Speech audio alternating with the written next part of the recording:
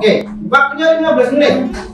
Yang harus dilakukan adalah satu, dalam 15 menit Anda akan menuliskan dalam kertas perencanaan. Kira-kira nanti saat kelompok ini mau apa? Cara bekerjanya seperti apa? Silakan dituliskan detail rencananya.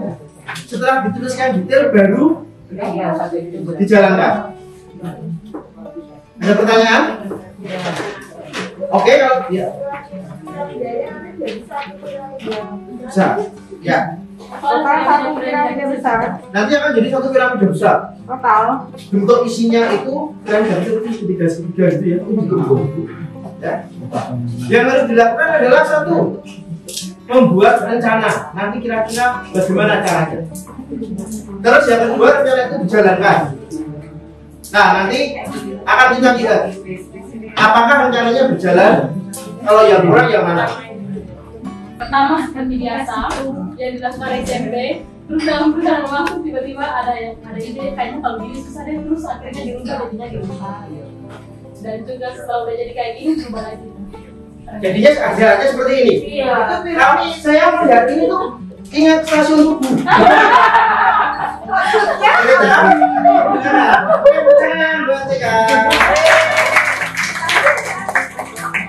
Bagaimana? Tidak ada sosok laki-laki. Boleh nasi dengan laki-laki. Kalau punya pengeluaran nasi ya Mbak. Suster, Anda liburnya berapa persen kira-kira keberhasilannya? 30 aja sih.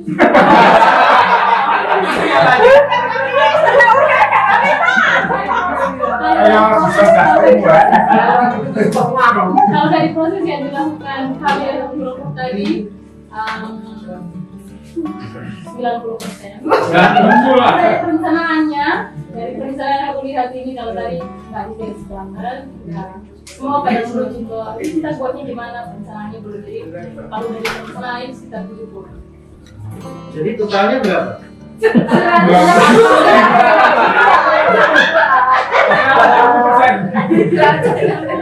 Totalnya berapa berarti? 160%. Luar biasa ya. Oke, teman-teman, ada dua hal.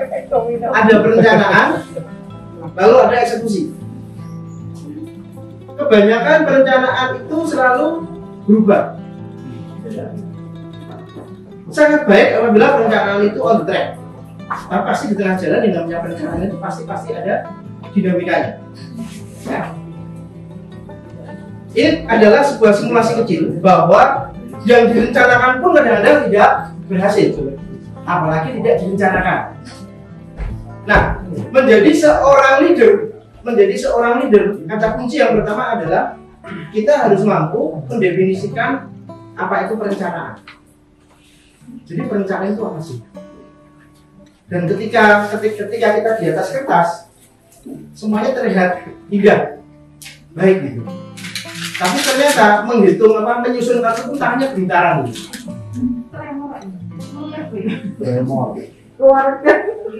Terus ada yang antisipasinya bagus tuh di sini kena pen, cari tempat lain, malah jadinya api tadi. Piramida. It's okay. Pak Aldi tadi mengatakan pertamanya di model toko-toko kecil-kecil, tapi ternyata tidak bisa, akhirnya dirubah semua. Maka salah satu peran leader adalah agile. Agile, apa itu agile? Lincah. Harus bisa melihat situasi dan membuat situasi itu menjadi hal yang bisa dikerjakan. Sesi ini kita akan bicara tentang leadership. Kita akan bicara tentang leadership. Apakah belotnya sudah dibagikan teman-teman? Akan dibagikan belotnya.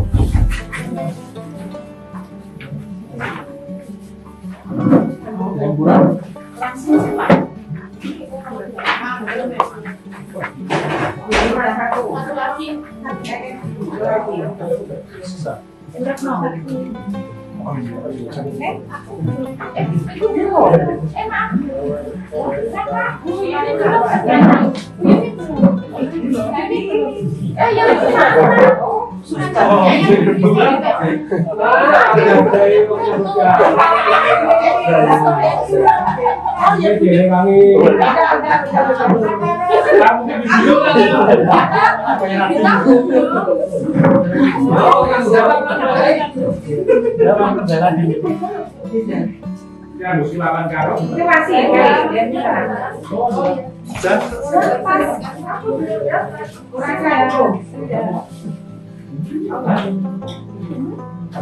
Ada yang double kah? Kalau tidak, oke, tidak apa, kita jalan dulu aja. Ini buatnya dipakai dulu aja nih. Bukan, itu punya Ibu Yuni. Ini? Ini? Oh, Itu yang tadi. Oke. Teman-teman, yuk kita mulai masuk materi biar kurangnya cepat. Agak lama. Efektif leadership. Kalau tadi kita ada rencana, terus ada kerja, dan pasti dalamnya ada yang berubah. Maka di sini saya katakan adaptif di era perubahan. Kira-kira dari gambar ini yang paling dirugikan siapa? Yang paling dirugikan siapa? Dulu kalau kita mau pesen pizza, kita harus ke tokonya. Waktu dari Prambanan harus ke Kota. Dari Wetan Prambanan itu harus ke Kota. Sampai di kawasan lapar lagi nanti. Nah, lalu terus punya usulan bagaimana kalau Pizza Hut itu bisa delivery. Maka dia buka PhD. Ya bukan dokter tapi ini Pizza Hut delivery. Mereka mengadakan pesanan lewat telepon. Artinya di sini dia masih menggunakan jasa Telkom. Telkom untuk penyediaan sarana komunikasi. 1.500 berapa ini kalau saya tidak salah. Tiba-tiba muncul angin topan, namanya GoFood. Semuanya berubah. Dengan GoFood semuanya berubah. Telkom pendapatannya menurun. Kenapa? Karena kita bisa menggunakan data, paket data, bukan paket pulsa Telkom. Artinya apa? Telkom harus berubah nggak? Telkom harus berubah. Dia dulu punya Speedy, terus diganti apa sekarang? Saya tidak salah. IndiHome harus bersaing dengan TV kabel. Dirubah juga. Akhirnya sekarang kita bisa nonton Netflix lewat Telkom yang dulunya di band. Ya betul. Gitu ya. Kenapa? Karena harus diubah. Mungkin kita tidak ikut dalam perubahan ini, tapi kita merasakan bagaimana sekarang pesan makanan bisa begitu mudah. Bisa sambil di kamar mandi gitu ya, sambil bayangin nanti kita habis ini mau makan apa. Oke, lalu mandi, selesai semuanya sudah siap. Dulu nggak bisa, harus berjalan semuanya. Ini perubahan yang skala besar. Yang paling berat ini, nah ini menurut saya yang paling berat ini. Dulu kalau orang pengen belajar, minimal harus membaca buku.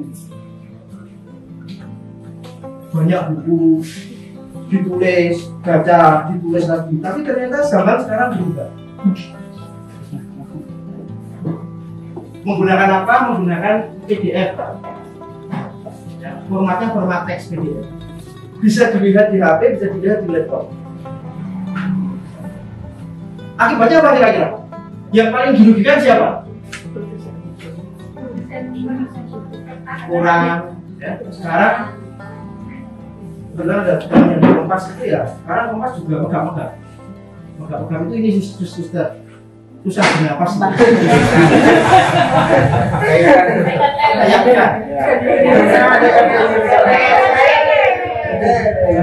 Itu sama kita. Tapi sekarang lebih modern lagi. Orang tidak mau membaca PDF. Maunya apa? Nonton. Maka kalau sekarang kita kirim teks yang banyak ke orang tua, itu orang tua juga mikir. Kalau tanya sama temennya, sudah membaca pengumuman belum? Lu tanya lagi ke temennya, sudah baca pengumuman belum? Ada yang jawab, sudah tapi sebagian. Kira-kira isinya ini. Yang kira-kira itu di forward kemana-mana. Input itu kan nggak salah. Bukan itu maksudnya.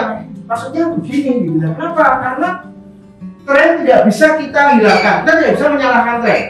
Menurut saya, mohon maaf, ini bukan negara Taliban yang melarang kemajuan informasi. Tapi ini adalah negara demokratis di mana banyak kepentingan yang ada di sini. Salah satunya adalah dengan perubahan seperti ini. Maka tadi pagi kalau saya tidak salah mendengar, Romo ini berkampanye tentang YouTube. Berkampanye tentang YouTube. YouTube, bah, gitu kan? Kira-kira bisa. Follower saya mana? Enak jadi pimpinan. Pengen follower tinggal perintah gitu kan? Kalau saya ya.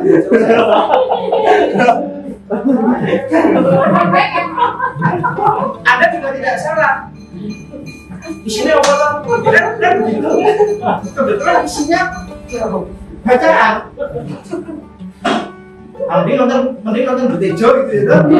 Bisa view, bisa tertawa. Kenapa? Karena ketika kita menggunakan YouTube berarti sebagai leader, sebagai pimpinan kita bisa memasukkan unsur apa? Unsur hiburan.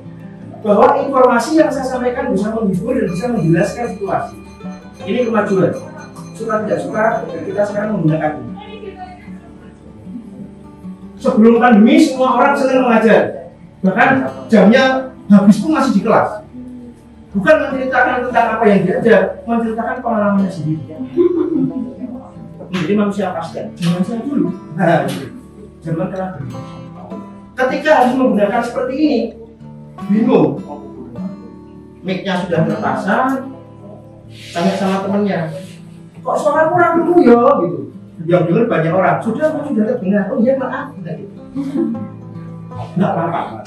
Ini adalah zaman di mana kita hidup. Saya dan Anda ini adalah pendatang baru di zaman digital. Adik-adik kita, mungkin anak-anak kita adalah pemilik zamannya. Kita pun belajar. Suka tidak suka sekarang zamannya seperti ini. Ini adalah era perubahan di mana kita harus seperti ini. Untung kita ada pandemi. Kenapa untung? Karena kita sudah belajar. Kita jadi mengenal Zoom yang sebenarnya kita tidak tahu. Tahunya kalau Zoom itu ya Zoom gitu gitu ya. Kamu nggak tahu. Google apa? Google Meet. Oh nah ya Google Meet gitu. Email kan Google Meet gitu kan. Ya ini hidup di zaman sekarang dan mari kita mari kita mengamini. Pertanyaan refleksi kita adalah, menurut Anda hal apakah yang menyebabkan perubahan? Tidak perlu dijawab, kita refleksikan bersama. Apa sih yang menyebabkan adanya perubahan? Apakah kita larut dalam perubahan? Atau kita hanyut dalam perubahan? Ada sebuah judul buku yang mengulas tentang kata judulnya larut tapi tidak hanyut. Nah, boleh kita larut tapi kita tidak boleh hanyut di dalamnya. Teman-teman, ini sosok siapa? Sri Mulyani. Dalam benak kita kalau melihat sosok seperti ini, apa impresi kita tentang dia? Duit, tegas, berani ambil resiko, ya. Risk taker, ya, berani ambil resiko. Apa lagi kira-kira? Cerdas, tangguh. Semua orang mengenal dia tetap kuat dalam sosok perubahan. Dulu pernah kita mendengar beliau ada masalah, tapi ternyata beliau sekarang tetap bisa membawa kita tidak krisis. Bagi saya kata krisis itu singkat. Kalau warung Padang dan warung Bapak sudah sepi, itu berarti krisis. Tapi ketika di warung Padang sama Bapak masih banyak yang nongkrong, berarti kita masih kuat sehat. Walaupun para petinggi di Jakarta bilang Indonesia masuk masa krisis, itu urusan mereka karena korporasi sekarang baru bayar utang, jatuh tempo. Kita tiap hari sudah jatuh tempo kan, jadi salah gitu kan, so tempo as.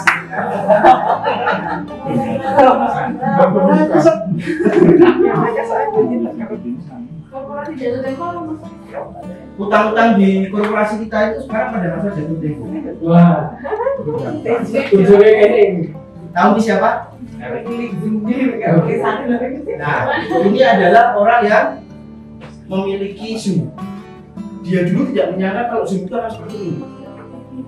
Karena dia hanya iseng. Saya bisa membaca biografinya itu unik. Dia tuh iseng, tukang main game. Kalau dia pengen ketemu sama para pemain game, maka dia bikin Zoom. Ternyata ketika PJJ yang bisa membuat orang bertemu sampai dengan 99 dan akhirnya 115 sekarang adalah Zoom. Satu-satunya.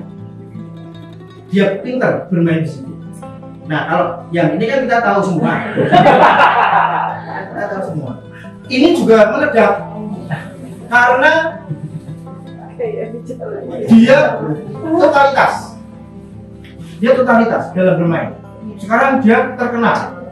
Dia dikenal oleh banyak orang dan dia sekarang dalam tahap positioning.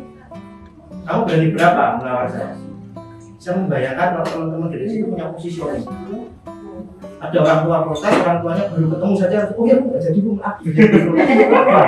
karena bahkan kita fix, kebijakan kita fix. Tapi sudah punya keinginan satu, siap belajar untuk menghadapi perubahan, betul? Oke, yang kedua, menyiapkan anak-anak belajar dalam situasi apapun gitu. Terus tadi yang ketiga, saya menangkap ini ya, kebersamaan gitu ya, atau bagaimana? Lebih ke jadi kerjasamanya memahami satu sama lain kan, kerjasama itu kan butuh memahami satu sama lain. Jadi usaha untuk memahami, mengenal satu sama lain itu dibutuhkan untuk berusaha. Satu sama itu berarti tim ya? Iya, iya. Oke, terima kasih. Sekarang SD. Ya. Silakan Bu. Oke, saya mencoba menyampaikan CIS dari SD. Sesuai dengan visi kita, komunitas pembelajar yang eksploratif, kreatif, dan integral. Kemudian dengan unsur nilai sekolah yaitu peduli dan mandiri. Itu yang akan kita harapkan kita bisa mencapainya. Kemudian dengan perubahan yang ada yaitu perubahan situasi atau zaman yang kita alami sekarang itu, kita bersiap mau pindah lokasi, kemudian alih kelola, kemudian situasi pandemi, kemudian yang kedua, perubahan yang kedua adalah tim. Dari tim SDM, guru yang hampir 50% itu baru, kemudian formasi direksi juga yang baru meskipun stok lama.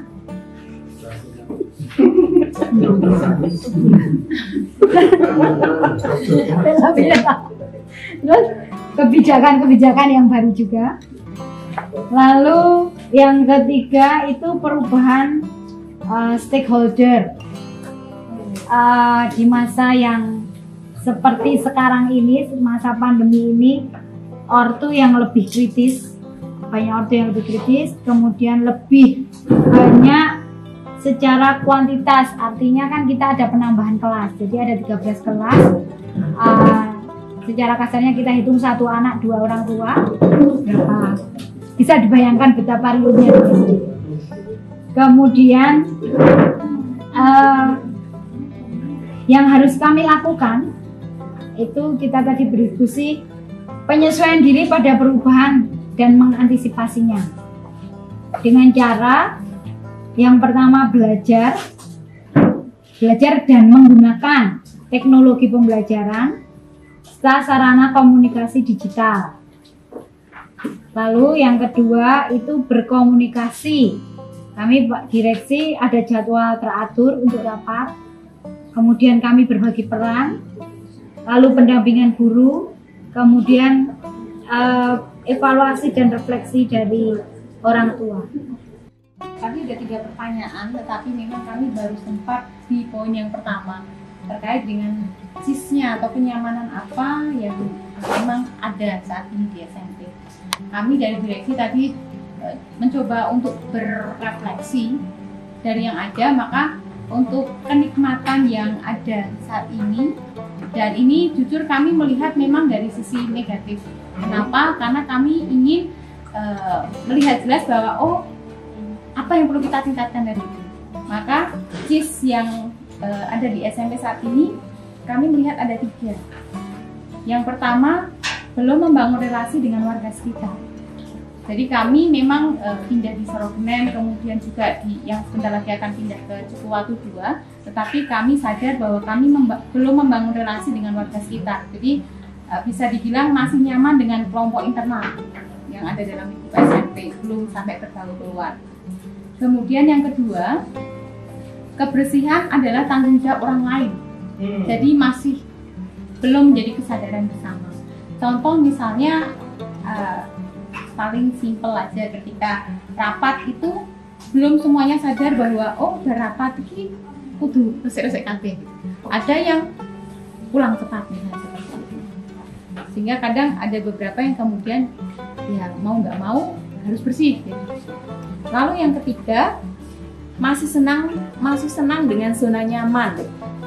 Jadi minta cepat pulang misalnya. Terus yang kurang siap siaga terhadap kebutuhan. Jadi misalnya kita ini ada sesuatu yang harus kita diskusikan loh. Wah nanti pulangnya sore dan sebagainya gitu. Jadi kesadaran untuk sampai ke sana belum semuanya. Jadi 3 poin itu yang memang dari SMP kami melihat dari sisi negatifnya, karena harapannya ada suatu perubahan positif dari yang negatif tadi seperti apa. As a leader, sebagai leader saya harus memberikan kontribusi. Sepakat ya? Sebagai leader saya harus memberikan kontribusi. Apapun itu bentuknya. Saya bukan pembonceng, tapi saya juga mengendarai. Walaupun saat ini sopirnya bukan oleh siapa, tapi suatu saat sopirnya capek, kita juga harus bisa mengendalikan kendaraan. Maka pertanyaan untuk TK dalam era perubahan ini adalah model belajar seperti apa? Model belajar seperti apa yang membuat Anda siap untuk melayani stakeholder?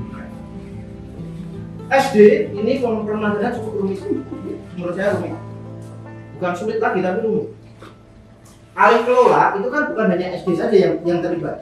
Ada yayasan, ada dinas, maka ada triparti ya, ada sekolah, ada yayasan, ada dinas.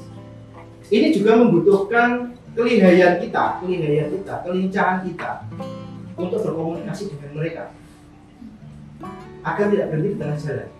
Kadang-kadang kita punya visi yang kuat, tapi cara komunikasi kita terlalu kaku. Pokoknya kalau tidak seperti ini tidak, dinas tidak bisa. Nah ini yang perlu kita lihat bersama. Maka penyesuaian ini juga saya pikir menjadi PR. Maka penyesuaian seperti apa yang SD akan lakukan? Kalau kita melihat perubahan tadi, penyesuaian seperti apa? Siapa yang menyesuaikan siapa? Sekolah yang menyesuaikan direksi, atau direksi yang menyesuaikan sekolah, atau direksi saling menyesuaikan satu sama lain? Ini PR bersama.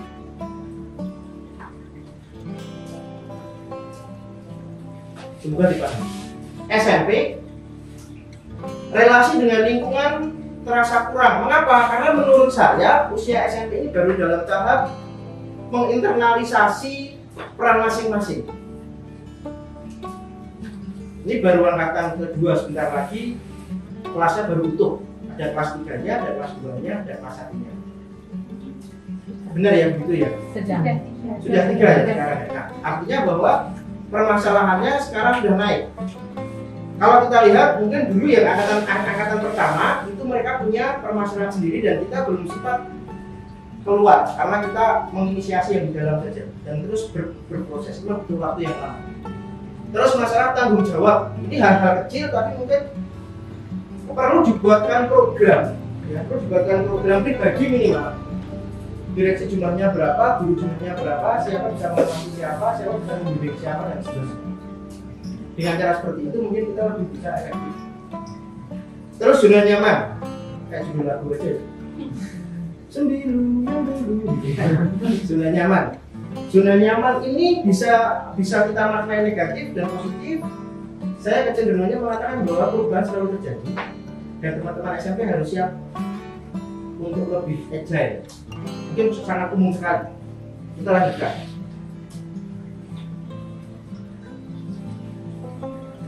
Ini ada worksheet, ada lembar kerja. Tidak perlu dikerjakan di sini. tapi nanti bisa dikerjakan di Google Class. Ya. Saya akan menerima perubahan sebagai tantangan apabila apa? Nanti silahkan diuji di sini. Saya akan menganggap perubahan sebagai hambatan apabila apa? Nanti ini akan Anda kerjakan secara mandiri saja. Nanti dikumpulkan di Google Class bebas waktunya kapan. Yang penting ini adalah sarana kita untuk berkembang. Ini adalah alat untuk membantu kita refleksi. Seorang leader harus bisa berefleksi. Tidak perlu mencari tempat refleksi, kita bisa refleksi masing-masing gitu ya. Kalau mencari tempat refleksi susah, sekarang banyak yang tutup karena COVID. Bagaimana cara menyikapi perubahan dari 31 ini? TK, SD, SMP semuanya mengarah pada habit. Membangun kebiasaan. Membangun kebiasaan belajar, membangun penyesuaian, ini juga membangun tanggung jawab. Semuanya pada habit. Terima kasih. Jadi sudah muncul kesadaran kolektif di sini bahwa perubahan itu bisa dilakukan kalau kita punya habit. Pertanyaannya habit seperti apa? Nah, inilah yang akan kita bahas. Teman-teman, habit itu melibatkan 3 hal: pengetahuan, keterampilan, dan hasrat. Jadi kalau kita siap belajar itu kita juga harus punya target. Pengetahuan apa? Pengetahuan baru apa yang akan saya dapatkan? Saya tidak bisa membuat katakanlah Padlet. Nanti sekarang dicari PADLET. Padlet itu apa? Tapi ketika saya seminar, saya butuh Padlet untuk memastikan bahwa rekan-rekan saya itu paham bahasa saya. Maka target saya di bulan ini, di bulan Agustus ini, di minggu kedua saya belajar Padlet. Saya belajar Mentimeter. Kenapa? Karena dengan Mentimeter saya nulis orang langsung tahu. Jadi saya ingin tahu bahwa kebutuhan apa yang diinginkan. Jadi saya tidak mengarang-arang, tapi berdasarkan kebutuhan, berdasarkan harapan. Saya belajar. Target saya besok di bulan September adalah saya menyelesaikan administrasi hal-hal tentang organisasi yang sedang saya bangun, dan ini harus selesai. Setiap bulan saya punya target masing-masing. Kenapa? Karena saya tidak mau jatuh ke dalam zona nyaman. Nah, monggo ini bisa kita buat bersama. Keterampilan. Siang ini teman-teman dari tadi pagi belajar 2 hal, yaitu keterampilan berkomunikasi, dan yang kedua keterampilan menjadi leader yang adaptif. Sekarang tinggal bertanya dalam diri masing-masing. Dijawab diri masing-masing saja. Hasrat belajar Anda saat ini itu kalau dari 0% sampai 100% berapa? Nggak usah dijawab, tapi jawab dalam diri masing-masing. Hasratku pengen belajar itu berapa persen? Saya pendidik, saya harus belajar. Karena kalau saya pendidik, saya tidak belajar, apa yang terjadi? Ya tentu saya akan ketinggalan banyak hal. Tadi kalau sempat disinggung, stakeholdernya banyak. Kelasnya 13. Kelasnya 13, satu kelas selesai 25 kali 2 kali 13 kan begitu. Kalau kita tidak hati-hati, ini akan menjadi ancaman atau tidak ini? Pasti ancaman. Salah pengumuman, salah kata saja. Ini mau sampai kemana-mana nih. Wah, ini nah sekali apa tuh ambiar ya, wes kadung dulu gitu ya, kita ambiar. Monggo, ini nggak mudah. Karena kalau kita lihat misalkan para senior semua dia, nah gitu kan. Di rumah tapi butuh salah omong le, Pak Wanti sih menjelaskan 2 hari gitu ya. Loh iya kan harusnya kita punya kesadaran itu. Maka hasrat belajar kita dari pagi sampai sekarang masih sama nggak? Atau berkurang? Menjadi seorang pemimpin yang mempunyai habit yang baik, maka dia harus layak dipercaya. Tentu yayasan memilih teman-teman di sini menjadi direksi ada pertimbangan khusus.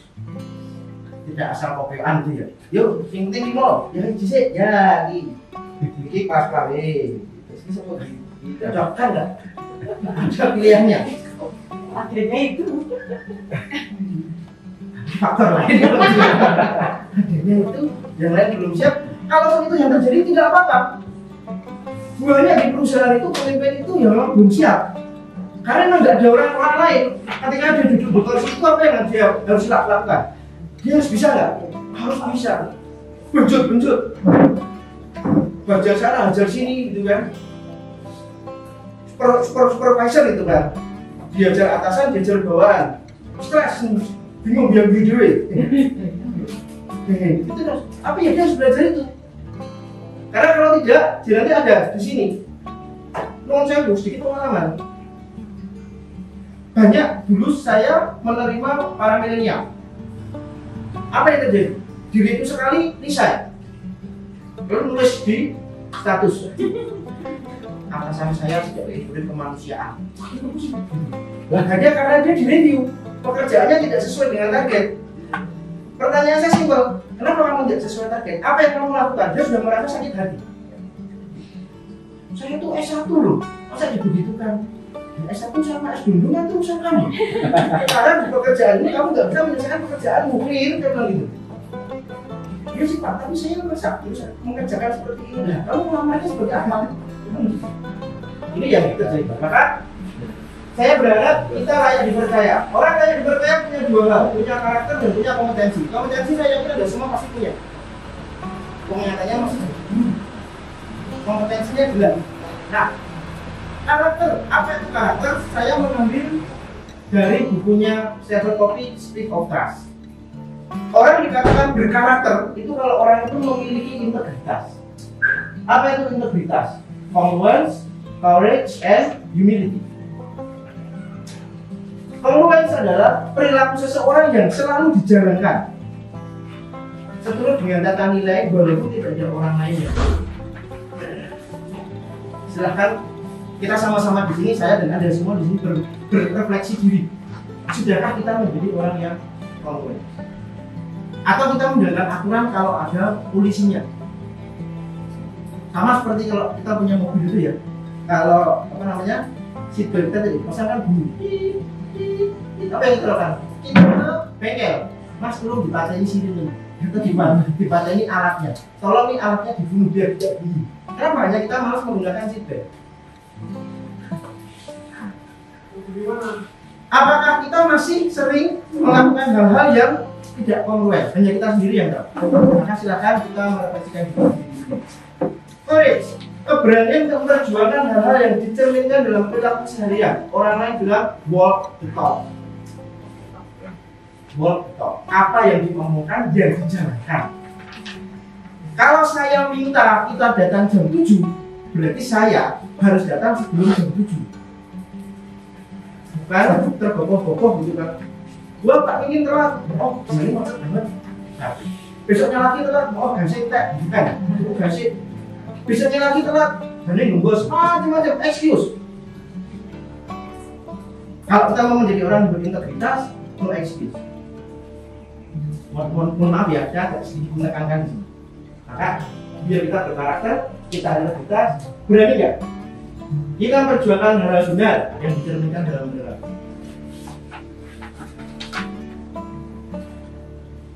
2017 saya melakukan kesalahan besar dalam keluarga saya. Saya beli mobil, istri saya tidak tahu. Lalu muncul tagihan dari leasingnya, tagihan dari pembiayaan itu ke rumah kerja. Istri saya dengan santai telepon, ternyata kamu punya duit ya? Kok nggak bilang-bilang? Katamu nggak punya duit. Oh enggak, saya lagi nggak punya duit apa? Jadi dia foto di aku ada tagihan. Dan itu jadi rame. Akhirnya saya minta maaf mengatakan itu karena saya mengatakan bahwa mobilnya tidak bisa saya bawa pulang. Mobilnya di Jakarta sebagai penambahan pemasukan saya itu saya leasingkan ke orang lain. Itu saya sewakan sebagai pemerintah. Walaupun itu seperti saya benar, tapi bagi istri saya itu salah. Dari situ saya mengatakan bahwa saya tidak courage betul. Aku ngapusin. Monggo kita refleksikan. Berapa kali kita mengapusi diri sendiri? Dan bisa kayak gini. Ya. Yang terakhir adalah humility. Keberanian untuk menampakkan perilaku rendah hati dengan menerima orang lain sebagai pelengkap, bukan sebagai ancaman atau pengganti. Saya kalau ketemu sama Pak Karo, saya pegawai lama, Pak Karo pegawai baru. Saya langsung hati-hati. Karo pesaing saya. Satu saat dia bisa menggantikan keputusan saya. Kalau seperti itu terus, saya tidak akan punya teman. Saya tidak akan maju. Seperti yang dikatakan Mbak Gita tadi, ditanyakan Mbak Gita tadi. Kalau orang yang seperti itu, kita bagaimana? Kita harus punya kerendahan hati, menerima orang lain sebagai pelengkap. Inilah teman-teman, perilaku yang dikatakan integritas. Saya tidak bisa memberikan contoh di sini, saya tidak berani memberikan contoh. Kenapa? Karena saya bukan orang yang secara 100% berintegritas. Saya sedang belajar juga. Anda tahu saya tahu Anda. Kalau saya ngasih contoh yang terlalu muluk-muluk, pasti nanti Anda mengatakan ini tidak berbuyuk, itu kan ada. Daripada seperti itu, saya tidak mau seperti itu. Mari kita belajar bersama. Nah, ini adalah karakter supaya layak dipercaya. Bagaimana dengan kompetensi? Kompetensi itu ada 3. Ada knowledge yang kita miliki, ada skill yang kita miliki, ada attitude atau perilaku yang bisa kita miliki sehingga kita memberikan daya ubah pada orang lain. Seperti yang saya katakan tadi. Kalau kita komunikasi kita bagus, kita akan berikan daya ubah. Pertanyaan saya adalah seberapa besar daya ubah yang saya berikan pada tim saya?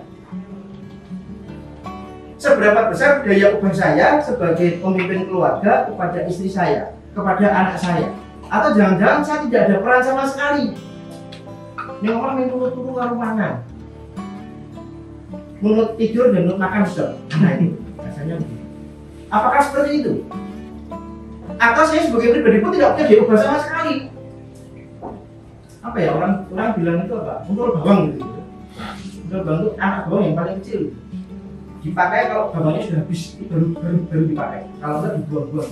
Apakah seperti itu? Atau kita punya kesadaran diri untuk memberikan daya ubah. Kalau kita lihat lagi, kompetensi adalah seperangkat kan? Kompetensi adalah seperangkat pengetahuan, keahlian, dan sikap untuk mencapai tujuan tertentu.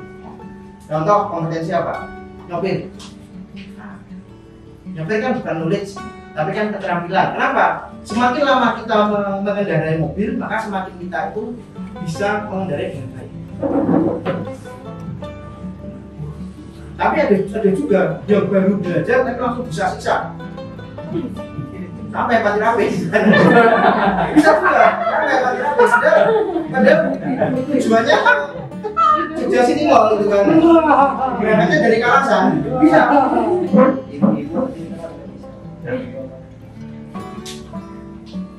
Itu terlalu percaya diri loh menurut saya. Terlalu percaya diri. Bisa nyetir nggak? Aman. Siksa. Oh ya pelan-pelan. Wah ini kalau saya nyetir sekarang begini. Ler, udah tenang. Maaf gitu. Jadi, ini adalah uang saku kita. Uang saku kita untuk kita berubah. Pertanyaan kita, refleksi kita. Sudahkah kita menjadi orang yang memiliki daya? Atau jangan-jangan kita dalam kelompok itu menjadi orang yang paling tidak dimaui. Contoh nih, saya adalah bagian dari direksi TK. Direksi TK sangat senang kalau saya nggak masuk. Jadi doanya mereka tiap hari itu semoga Pak Diki sakit. Semoga Pak Diki bilang punya kesibukan. Kenapa? Karena kalau saya hadir di antara mereka itu saya nggak ada gunanya. Pak Diki kerjanya gimana? Waduh, saya belum selesai, maaf ya. Ya kan sudah selesai. Ketika ditanya kenapa, jawabannya maaf, saya punya kerjaan lain. Kan tidak seperti itu kan. Apakah kita masih seperti itu? Atau kita hanya menjadi penonton? Yang bekerja di sana, saya menjadi satu tim SMP gitu. Yang bekerja di sana, saya bekerja di sini sambil nonton. Iya, ini mumet syukur loh. Loh, diulas mati.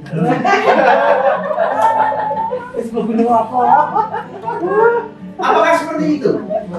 Kalau nggak seperti itu, yuk kita mulai dari sekarang. Sorry ya, hidup kan cuma sekali.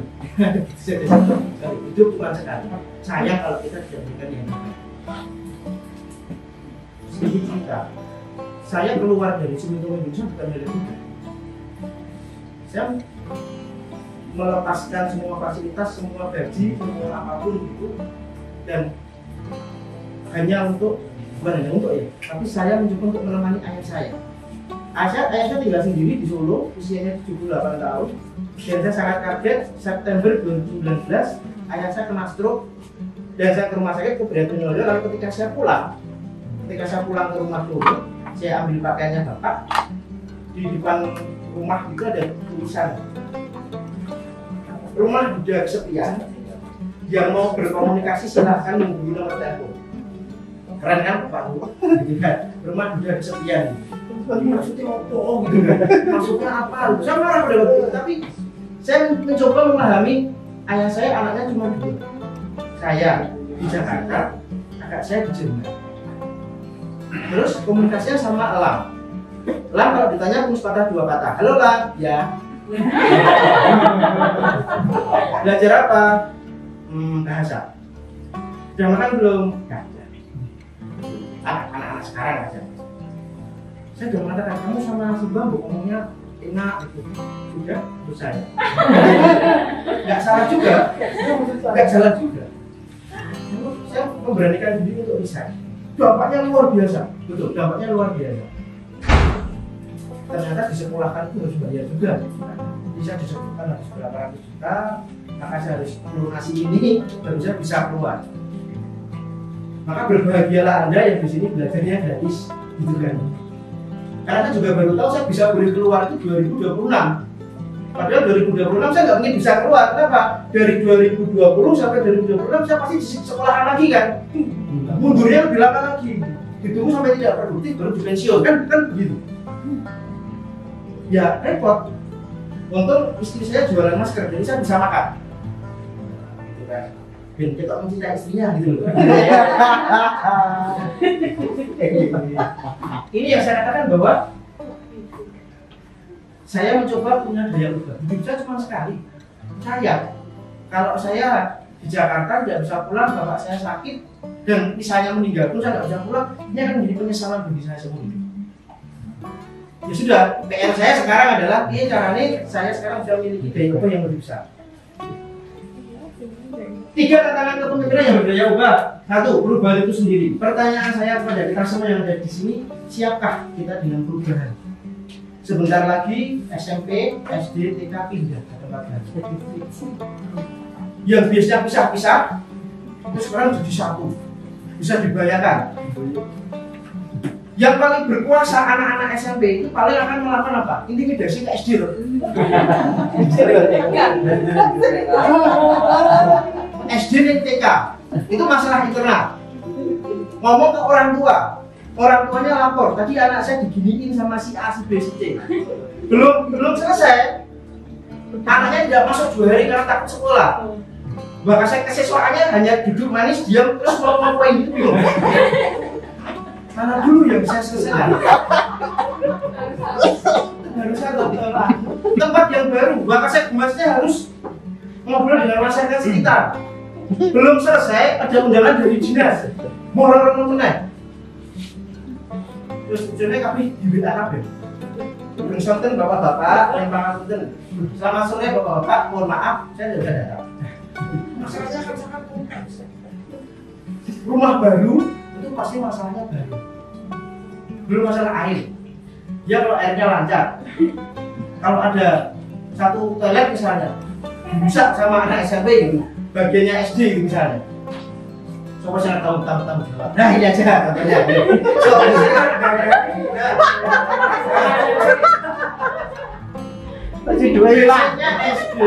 Biasanya SD, bisa ke SMP.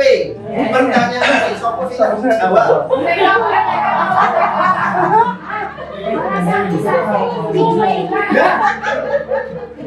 Orang bere ganti drone umat. Enggak gimana hidup lang. Ciduknya gayanya enak. Selama ini kan enak. SD bilang ya sudah. Itu SD, SMP bilang ya sudah SMP. Ya kalau lagi jauh di sana kan gitu. Udah, tidak usah intervensi ngapain lo begitu aja. Bisa. Siapa yang harus mengalah? Pengasar yang bisa mengalah. Sepertinya ini sudah perlu berbreak sepertinya. Tapi pernah terjadi loh, bolanya SD dipinjam SMP. Itu golek-golekan gitu. Bisa sampai nggak pernah kembali. Cukup dari masa-masaan gitu. Adalah 3 dari tahun pertama itu. Teman-teman selama kasih kita di sini bisa menertawakan kebodohan kita ya. Jadi akan bukan bikin list yang bilang apa nanti. Itu pengajuan ke yayasan. Nanti pengajuan ke yayasan. Yayasan kebetulan juga tanya, nah ini Indonesia siapa? Kata Pak Joko sudah punya cara kok. Bisa Pak Joko, ini karena berjalan, maka setiap siswa membawa hidup sendiri. Biar keren lah. Sebenarnya Pak Sekolah.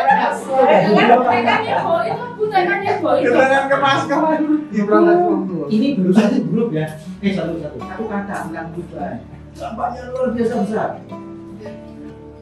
Terus kita olah sampai kita mencoba menjadi pemimpin yang adaptif di era perubahan. Mulai dari bermain kartu remi tadi. Harus tekuk-tekuk dulu, harus dirubah lagi, tekukannya karena tidak pas gitu ya. Ada yang tadi piramid ala stasiun Tugu nggak masalah, semuanya punya alasan sendiri-sendiri. Ternyata sesuatu yang direncanakan pun kadang meleset, apalagi tidak direncanakan. Dalam perencanaan kita akhirnya memilih bahwa perubahan ini adalah kepastian. Sesuatu yang pasti dalam bumi ini katanya salah satunya adalah perubahan. Maka tadi kita nonton film tentang movement CIS. CIS apa saat ini yang ada di SD, TK, sama SMP? Ternyata banyak CIS-nya. Lalu muncul tadi guyonan yang asik, hidupnya hilang, embernya hilang. Sopo sing arep kuku masa Pak Joko terus SD terus kan nggak mungkin. Masa yang SMP terus mesti ngilangi SD. Tipis kan disentor, kan disentor, kan banyak sekali seperti itu. Terus sopo iki gaweane. Nah, maka kita butuh leader yang mampu mengalahkan situasi seperti itu. Bagaimana caranya? Satu, mulai dari proaktif kan. Mulai memperbesar lingkar pengaruh dan memperkecil lingkar kepedulian. Nek gawean iki wis rasa cawe-cawe. Yang kedua, mulai dari tujuan akhir. Apa sih yang mau kita olah? Apa yang mau kita capai? Untuk mencapai itu semua, maka kita itu yang namanya first step, meletakkan sesuatu yang utama di pertama. Sebenarnya saya punya satu pertanyaan, tapi waktunya mepet. Simpel pertanyaan saya. Bapak dan Ibu nanti ketika sampai di rumah atau kita bikinkan kelas di Google Kelas itu, saya punya 18 nomor, item 1 sampai dengan nomor item 18 tentang kegiatan Anda. Di situ ada kegiatan gereja, kegiatan masyarakat, kegiatan kampung, teman, badminton, apa lagi? Bal-balan, futsal, makan babi, makan ikan, macam-macam. Terus mana yang utama? Kadang-kadang kita memilih itu sulit. Memilih itu kita kadang-kadang sulit. Tapi kita harus membuat pilihan. Nah, itu kira-kira resume yang bisa kita ambil hari ini. Sebelum ditutup, untuk mengakhiri sesi pertama, saya akan minta tolong pada panitia untuk bagikan Anda 2 kertas HPS dan 1 amplop besar. Ya. Isinya adalah saya jelasin dulu ya Mas ya. Nanti aja. 2 kertas HPS ini nanti isinya yang pertama adalah 1, rencana-rencana pribadi apa yang akan Anda buat selama 3 minggu ke depan untuk memperbaiki diri kita masing-masing agar lebih efektif. Detail di situ. Misalnya, saya ingin belajar tentang 7 habit, oke. Caranya bagaimana? Saya ingin belajar komunikasi dengan siapa? Caranya bagaimana? Terus, indikator keberhasilan Anda apa nih? Itu untuk pribadi. Yang kedua, rencana apa yang akan Anda lakukan untuk mengkontribusikan diri Anda dalam tim? Jadi HPS pertama isinya rencana pribadi Anda, yang kedua adalah rencana kontribusi Anda kepada tim, agar timnya lebih solid, timnya lebih bisa efektif dalam bekerja. Nanti silahkan ditulis di dalam kertas, ada 2 HPS, akan ditulis satu-satu, dimasukkan dalam amplop, dan nanti amplop itu akan dibuka Bapak dan Ibu. Saya merencanakan mungkin bulan September begitu akan ada semacam coaching dari yayasan. Jadi nanti Bapak Ibu tinggal mengatakan bahwa ini yang saya sudah lakukan. Ini rencana saya dulu sudah saya buat. Kalaupun belum, di situ bisa dikatakan kenapa itu belum terjadi. Jadi kita kan ketika kita belajar kan butuh dibantu. Nah, biarlah ini teman-teman dari yang punya hak untuk mengcoaching Anda ini memberikan momentum yang tepat bahwa oh iya, ketika ini Anda sudah menggunakan rencananya dengan baik, tapi kurang satu di sini belum kita bantu apa. Ini mengoptimalkan peran ataupun Anda bisa mengatakan bahwa belum sampai 3 minggu mengatakan saya harus ketemu sama Romo. Entah Romo siapa? Romo, saya pengen di coaching nih. Kok kayaknya rencana saya ini kok nggak masuk sama sekali ya? Silakan. Ini adalah alat untuk membantu kita untuk lebih efektif. Ingat, tadi kita ingin menjadi growth mindset, bukan yang fixed mindset. Silakan teman-teman wanita untuk membagi. Saya beri waktu 20 menit maksimal. Silakan.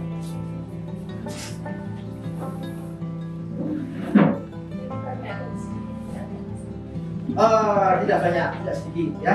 Ini masalah kebutuhan Anda. Yang penting Anda bisa menjalani 1 bulan ya Pak? 3 minggu.